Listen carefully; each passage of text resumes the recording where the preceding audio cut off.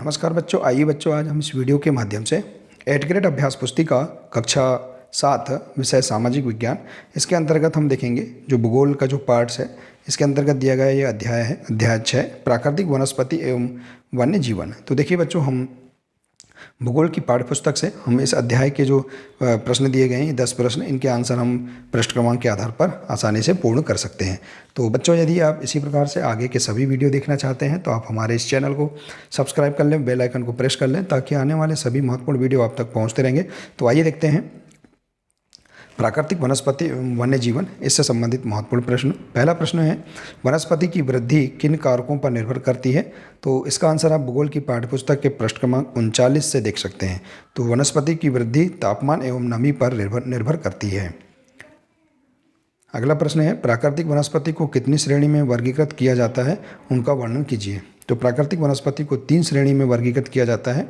पहला वन, घास स्थल और कांटेदार झाड़ियाँ।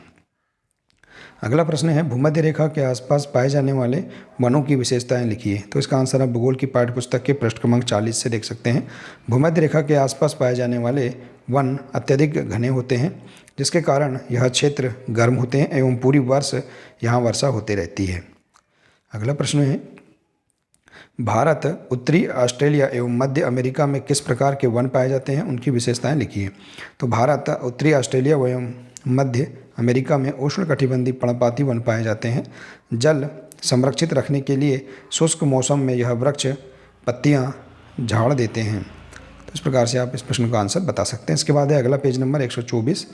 इसमें दिया गया प्रश्न देखिए, नीचे दी गई तालिका को पूर्ण कीजिए। देखिए, देश या क्षेत्र, कटिबंध और घास स्थल या मैदान। तो देखिए, ऑस्ट्रेलिया शीतोष्ण और इसमें घास स्थल है डॉन। उत्तरी अमेरिका शीतोष्ण प्रेयरी। ब्राज़ील में उष्णकटिबंधीय कंपोस। वेनेजुएला उष्णकटिबंधीय लानोस। दक्षिण अफ्रीका में शीतोष्ण है वेल्ड है। और पूर्वी अफ्रीका में उष्णकटिबंधीय सवाना और अर्जेंटीना में शीतोष्ण पैम्पास। तो इस प्रकार से आप यहाँ पर कटिबंध और घास स्थल या मैदान के बारे में आप देश के आधार पर लिख सकते हैं। इसके बाद देखिए अगला प्रश्न है, वृक्षों को काटकर वन साफ करने से क्या क्या हानियाँ होती हैं?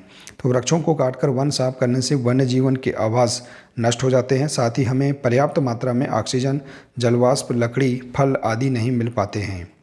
इसके बाद अगला प्रश्न है, टुंड्रा वनस्पति किन क्षेत्रों में पाई जाती है? इन वनों के वन्य जीवों की क्या विशेषता होती है? तो टुंड्रा वनस्पति ध्रुवीय प्रदेशों में पाई जाती है। यह यहाँ के जानवरों के शरीर पर मोटा फर एवं मोटी चमड़ी होती है, जो उन्हें ठंडी जलवायु में सुरक्षित रखती है। तो इस प्रकार से आप इस प्रश्न का आंसर लिख सकते हैं। इसके बाद अगला पेज नंबर 125, इसमें दिया है, शीतोष्ण घास प्रदेशों में पाए जाने वाले वन्य जीवों के नाम लिखिए। तो इसमें देखिए, जंगली भैंस, वाइसन और एंटीलोप।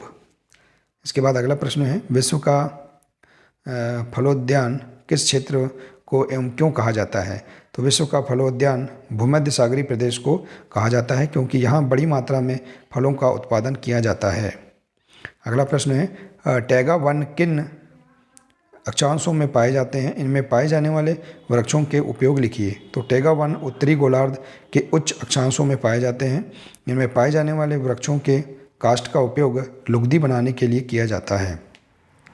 तो देखिए बच्चों, इस प्रकार से आप यहाँ पर पृष्ठ क्रमांक 123, 124 और 125 इसमें दिए गए इस अध्याय के अंतर्गत इन 10 प्रश्नों के आंसर अपनी भूगोल की पाठ्यपुस्तक से आसानी से पूर्ण कर सकते हैं। पृष्ठ क्रमांक के आधार पर इन प्रश्नों के आंसर पूर्ण कर सकते हैं। तो बच्चों, आशा है कि इस अध्याय के अंतर्गत दिए गए सभी प्रश्नों के आंसर समझ में आ गए होंगे।